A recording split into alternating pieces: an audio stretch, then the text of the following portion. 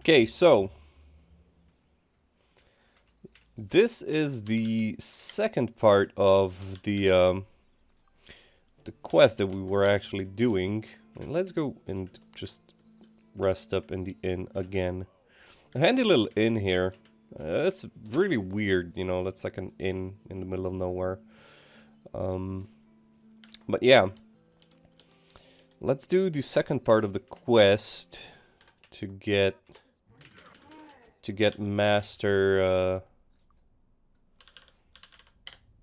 Master Axe. So we're gonna be fighting a whole bunch of dwarves again. You know, let's do Wizard Eye and Torchlight first, because we still need it. And we're gonna go with Heroism and Bless, and we are going to do Speed and Accuracy. Or Speed and Precision. If we're talking about, you know, like spells. Let me just... there we go. It's gonna be a bit better now. We have... Yes, we have Precision already, and give Precision to him. Good. That's it. Again, we're going to be fighting dwarves, and we're going to be fighting some bats, but no slimes this time.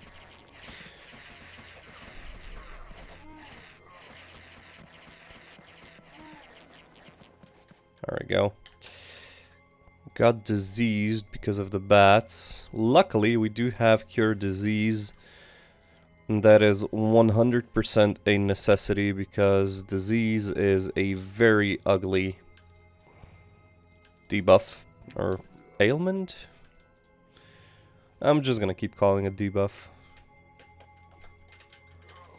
And you can sort of cheese these dwarves by attacking them while they're down there.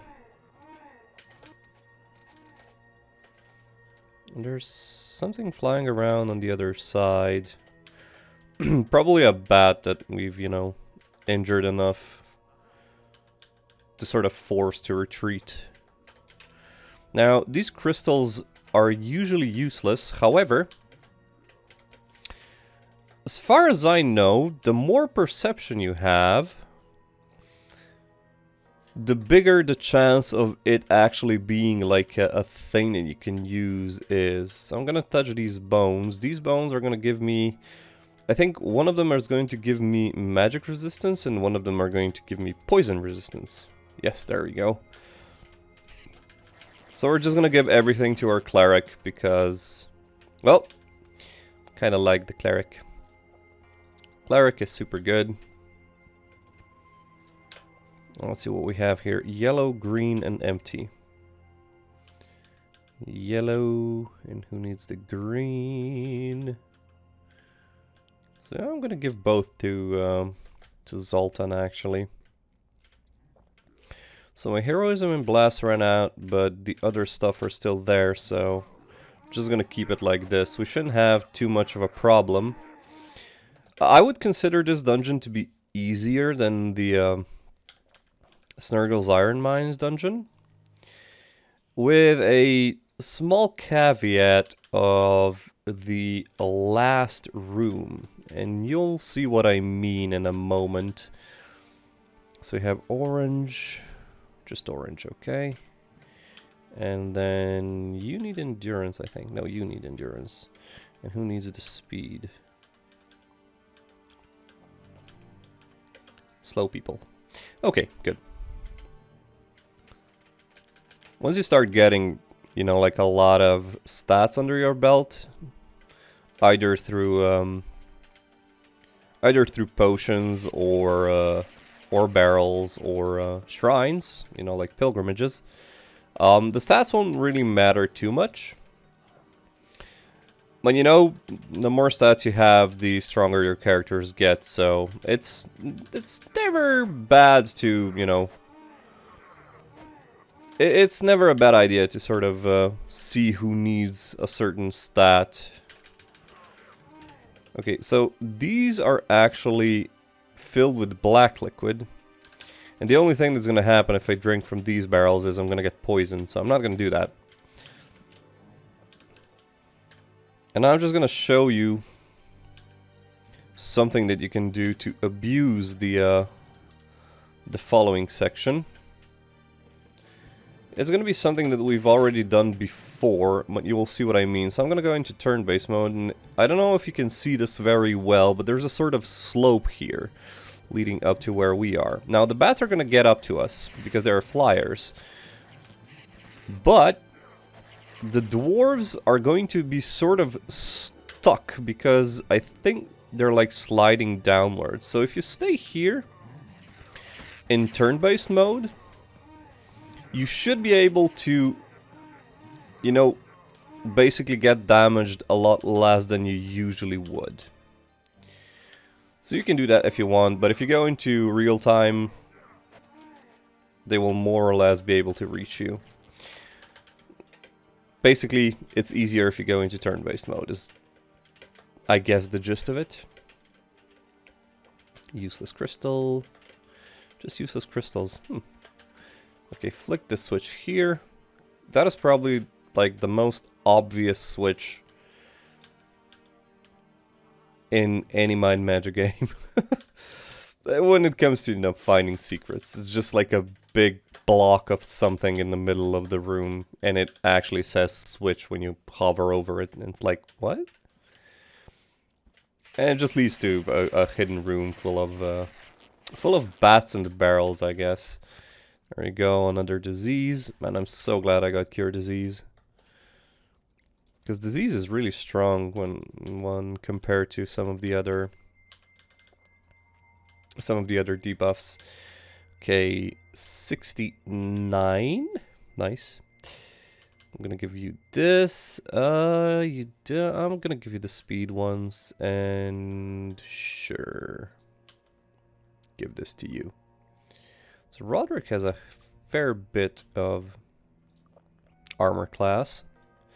It's really odd because Roderick doesn't, I mean, he has plate armor, but other than that, he doesn't usually have the largest amount of armor class. Usually, sooner or later, Serena sort of gets more armor class than Roderick does because she has a shield, and shields, like, at master rank, basically to get master rank you need level 10 shield, and it triples the armor class bonus. So it means you basically get 30 armor class just from the skill, then let's say plus 19 from this particular shield equals, what, 49 armor? Like, the best plate armor that you can get gives 54. Plus the 10 skill required to master it. I don't know if you actually need 10 to master it. But let's say we're gonna get to 10 plate. You're gonna get the 10 extra bonus, I think. Yes, the 10 extra bonus, which means I will get like 64? My point basically is, shields are incredibly strong when it comes to like armor class. So use them if you feel like it. Yellow and yellow. And there's another purple. Okay. Did I give speed to the wrong person? Oh no, I didn't. I just gave Roderick the boots of speed, or somebody else got the boots of speed.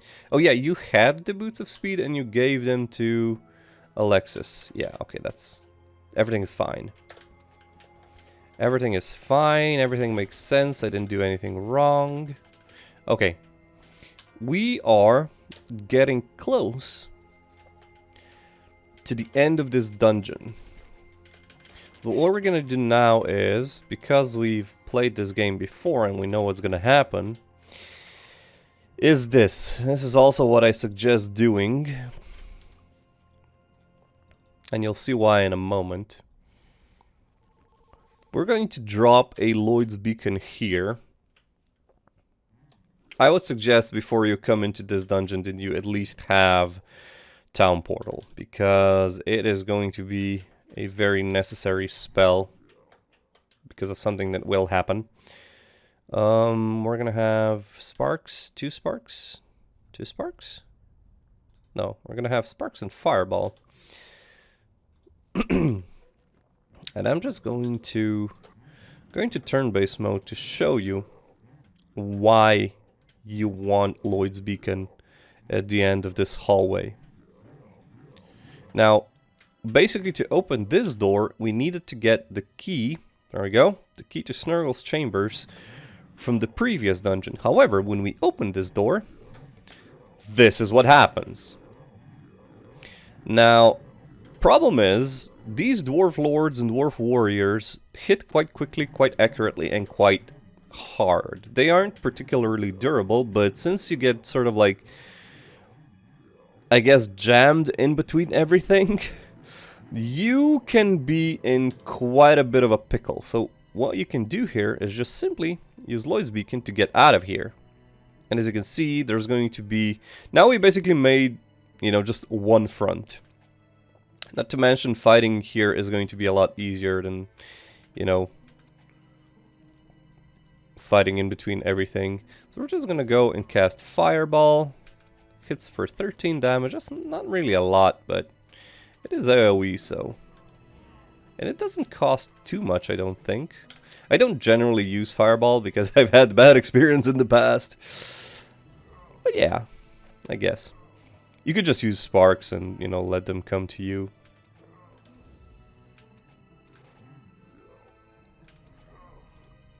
Let's do it like this. There we go, we've hit ourselves by accident. So we're going with Sparks now. For both of you. So yeah, they're gonna just pour.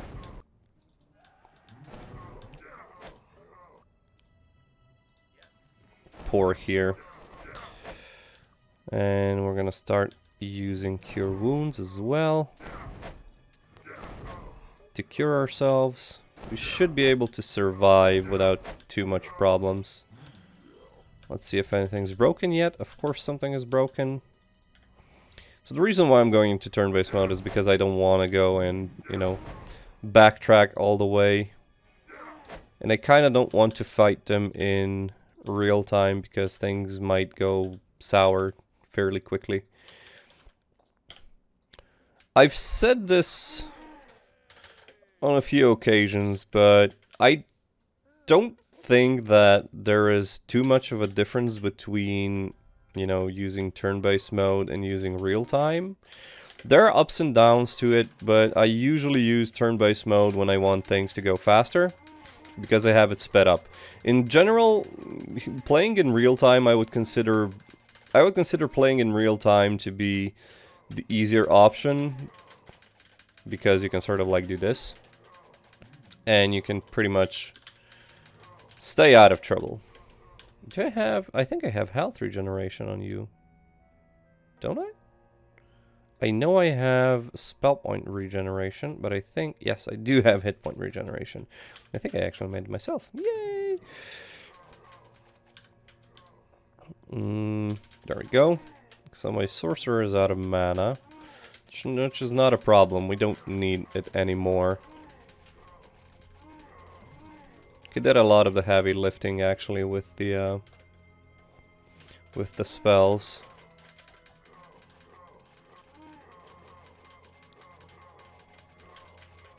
Like, one thing that's good about the fireball that I was using that Sparks can't do is, while Sparks can do a lot of damage to a single target, they basically do have a limit to how many, you know, how many creatures they can hit, because you do have, you know, like every projectile basically does its own damage, right? But Fireball doesn't have that problem because it hits pretty much everybody around. That's why somebody in the comments, I think it was Brian5682 again, asked me whether or not I use Ring of Fire, and the Ring of Fire spell is an interesting spell. I don't think I have it. No, I don't. Whoops. That basically deals damage to everybody around you. But I tend not to use it because it's fairly pricey and it deals, you know, not... Like, the damage it deals is not too brilliant, I would say. But So I tend not to use it, but I might try it sometime.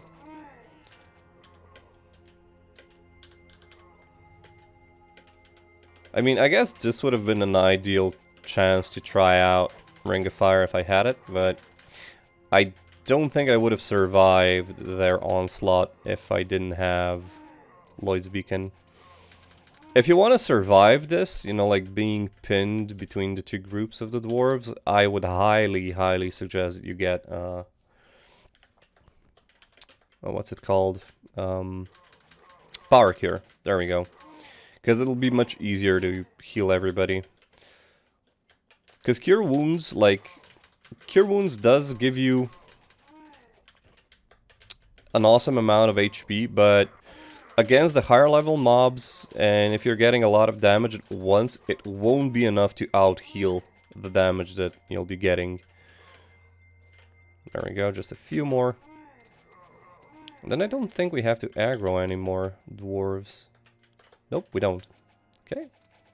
Dwarf Warrior is done.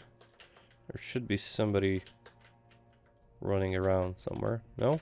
We just have the bats in the last room. There we go. So, as you can see, massive amount of dwarves in this dungeon. And particularly in this room. We're gonna flick this switch. Open this. We're not going to bother with the letters and anything.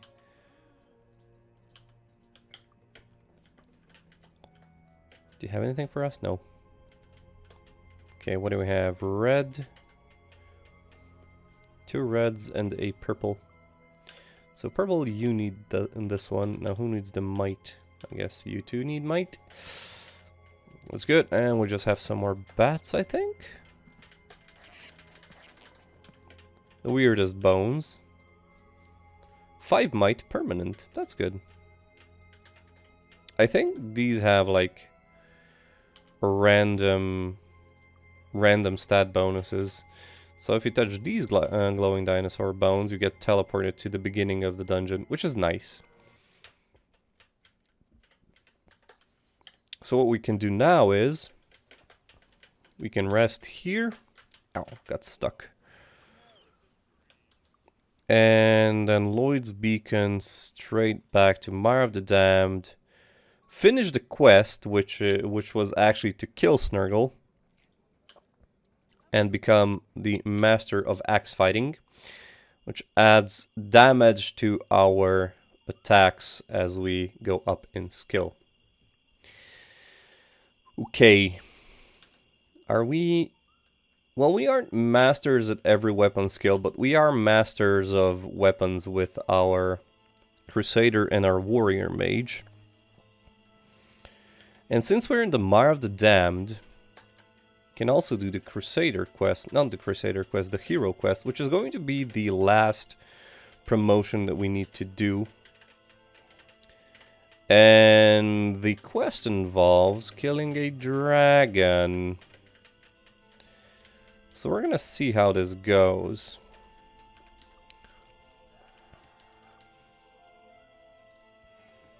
I would consider this quest to be what is sometimes referred to as a stat check.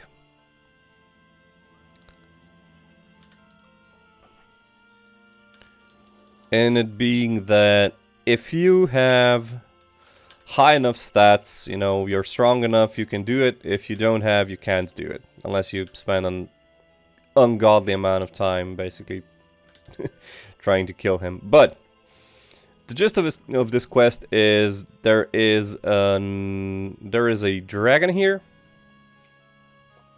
and he wants us dead. Meanwhile, we want to survive.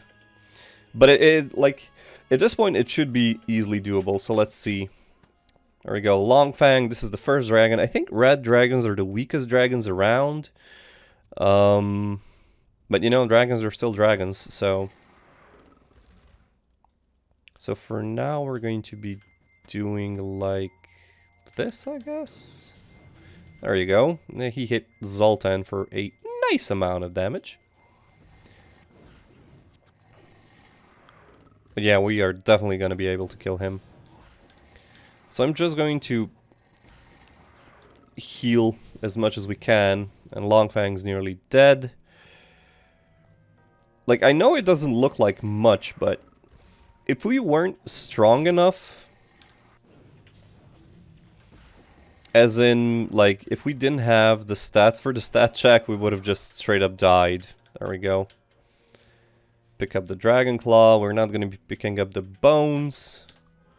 But we are going to be going back to Castle Iron Fist. Pilgrimage needs a new month. And now we are heroes. We are the heroes! Fly. There we go.